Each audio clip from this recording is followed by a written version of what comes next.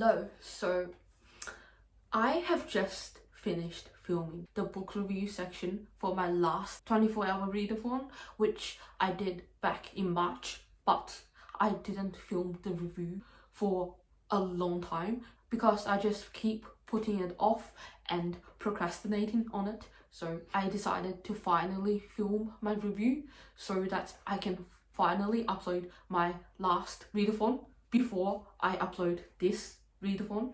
So anyways, these are the books I have read for my readathon in May, and in total I have read 5 books. Since this semester at uni, one of the subjects I have taken for my English and Theatre Studies major is Modernism and Avant-Garde, where we basically just explore texts and literature from the Modernist period. So I've decided that since I am studying modernism at uni, why not do a readathon that is based on books written during the Modernist era, so that I can deepen my understanding of modernist texts and also gain a deeper context of how writings evolved during that period of time. For those of you who aren't familiar with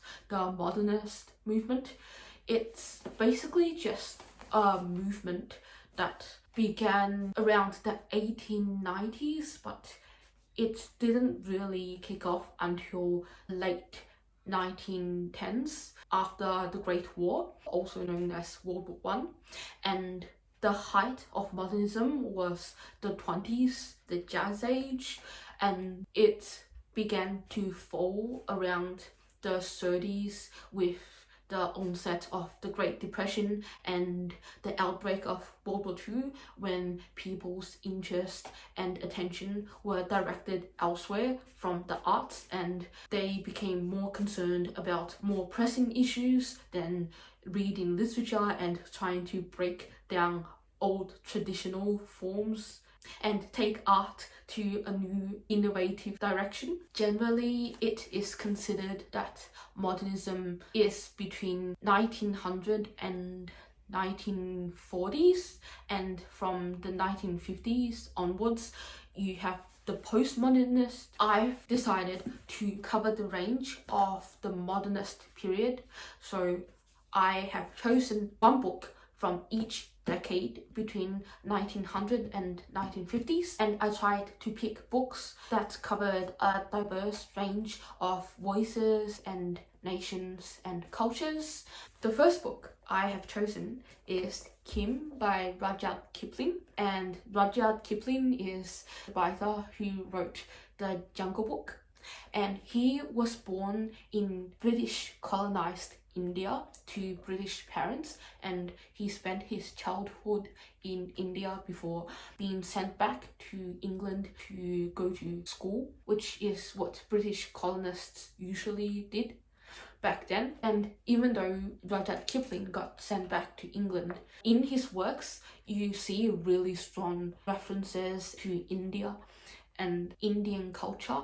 Kim is actually really similar to Adventures of Huckleberry Finn by Mark Twain, except it's set in India instead of the southern states of America. It details the pilgrimage of a Tibetan priest and an Indian boy called Kim, who goes along with this priest as his disciple, and they are searching for a river which is said to be able to wash away all sin. So they basically just started wandering around India until Kim was captured by British colonial troops. And because Kim is half British, because his mother was an English woman, so he was taken away and sent away to a school to be educated with all the other British kids in India. And the story is kind of a mix between a physical pilgrimage and a spiritual, mental pilgrimage, where because Kim went to the boarding school and received a British education, which is complemented with his native education, which he learned from interacting with native people and culture. So both contributed to his growth as an individual. And Rudyard Kipling isn't, strictly speaking, a modernist writer. Like, his work, this book was written in 1901, so that's really early in the 20th century. And Kipling was seen as sort of straddling between the Victorian era and the modernist era. And so his works are sort of in the transition period between the two eras. And in his works, you can kind of sense it as well. Like, his works still read a lot like a 20th century adventure story like Mark Twain's Huckleberry Finn and Tom Sawyer, but at the same time, it's also got elements and parts of it that feels like it's more leaning towards a modernist text. What are my thoughts about this book?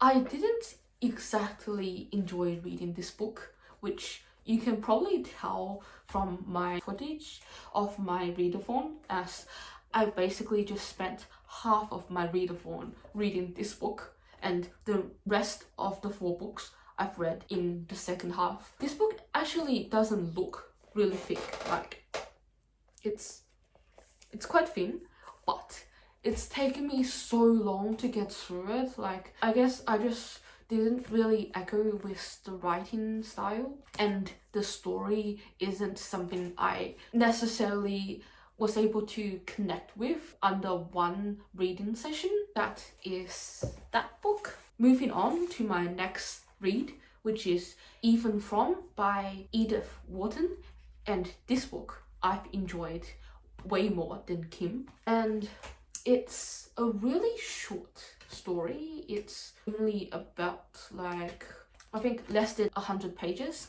It is written in 1911, so 10 years after Kim, and I have never read anything by Edith Wharton. This is my first read of Wharton's works, but I think Wharton's style reminds me a lot of Henry James's works, like Daisy Miller and The Turn of the Screw, and also a bit of Catherine Mansfield's The Awakening. Yeah, so this is still really early in the modernist era, and I really liked Wharton's writing style, the vivid descriptions of the harshness of New England winters and how the climate and weather of the environment a person lives in can potentially change a person's personality and mood as well, and how even Frome, who's lived in New England for a really long time, he basically becomes as cold as the environment he lives in.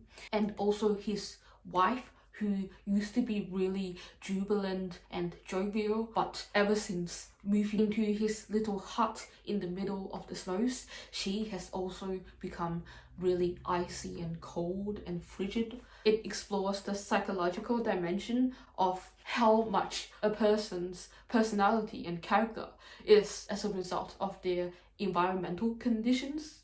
And the next book I have read is Mrs. Dalloway by Virginia Woolf. And Virginia Woolf is just one of the iconic modernist writers, and she is known for being part of the Bloomsbury group in England during the 1920s. This book is written in, I'm pretty sure, in 1925 or 26, like around that time, so during the heights of the modernist period.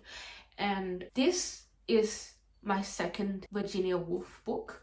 The first book by Woolf I have read is To the Lighthouse. I really didn't enjoy reading To the Lighthouse because I wasn't used to reading her writing style. For those of you who don't know, Virginia Woolf is known for writing in her stream of consciousness style. All of her books are written in a similar style, where it's just matching your sort patterns. Not much happens in the story. The plot doesn't really exist across the works. Instead, all the activities take place inside the characters' minds, and the writing style as well mimics people's sort patterns. If you're not used to reading Virginia Woolf's writing style, it might be a bit hard to get into her works. It can be really mentally straining and confusing to read, as you're constantly just jumping between the minds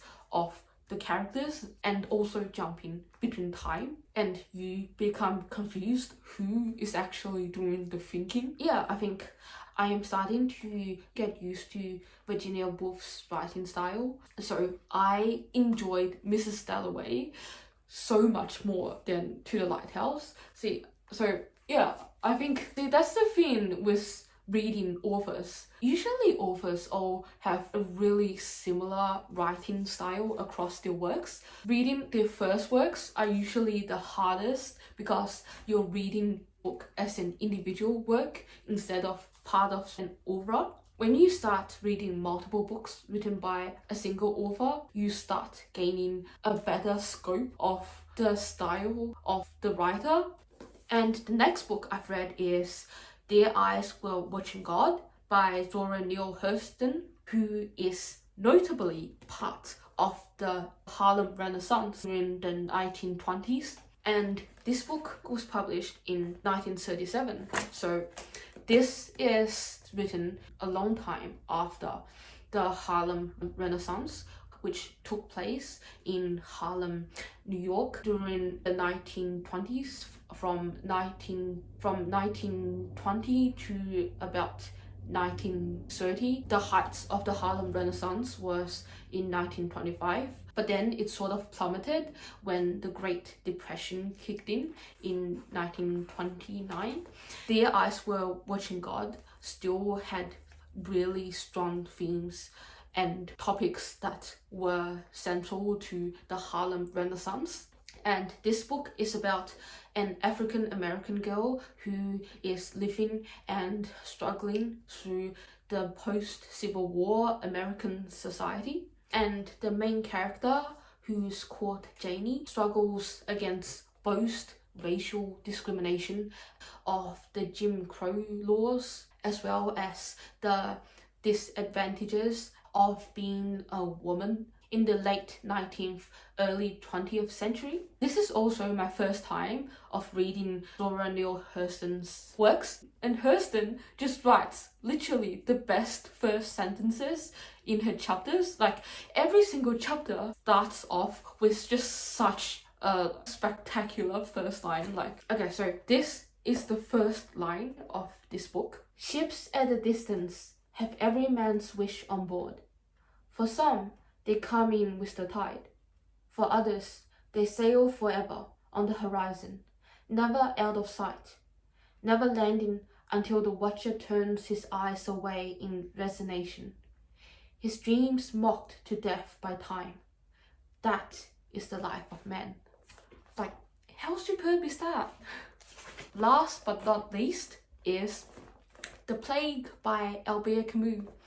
And Albert Camus is a French-Algerian writer, and this is the second work of Camus I have read. The first is The Stranger or The Outsider, which I read last year, and I have mentioned it in my all the books I have read in 2021 video. And I didn't manage to finish this book. I've only just made a start on it. It is written in 1947, just after World War II, and definitely in the later stages of the Modernist era, just versioned on the Postmodernist era. And the story is really relevant to right now because it tells of a mystery disease that starts spreading in French-occupied Algeria. At first, the mice started dying mysteriously, and then in the streets and buildings everywhere are just filled with piles of dead rats. And then all of a sudden, the rats stopped dying, and then everyone just started becoming really relieved because they were so freaked out about the dying mice. But then just when they were starting to become relieved and thinking that, oh, the worst is over, the disease started spreading to humans and a similar outbreak started happening among people. So it basically just traces the nature of disease and virus, how they often just suddenly come into existence, and they would usually have a spike period where you see a really high mortality rate, and then just suddenly the rates start dropping and the virus seem to just magically disappear and come under control. So hopefully that's what would eventually happen with COVID in a few years' time, maybe. The plague is definitely facing back to the Spanish influenza during the early 1910s, which killed a lot of people. I can't comment much about this book since I have literally just started it, and so I need to find time to finish reading this book because I really want to find out what happens and how exactly does the virus becomes controlled at the end. So that is all the books I have read in this readathon. So thank you for watching and see you in my next video.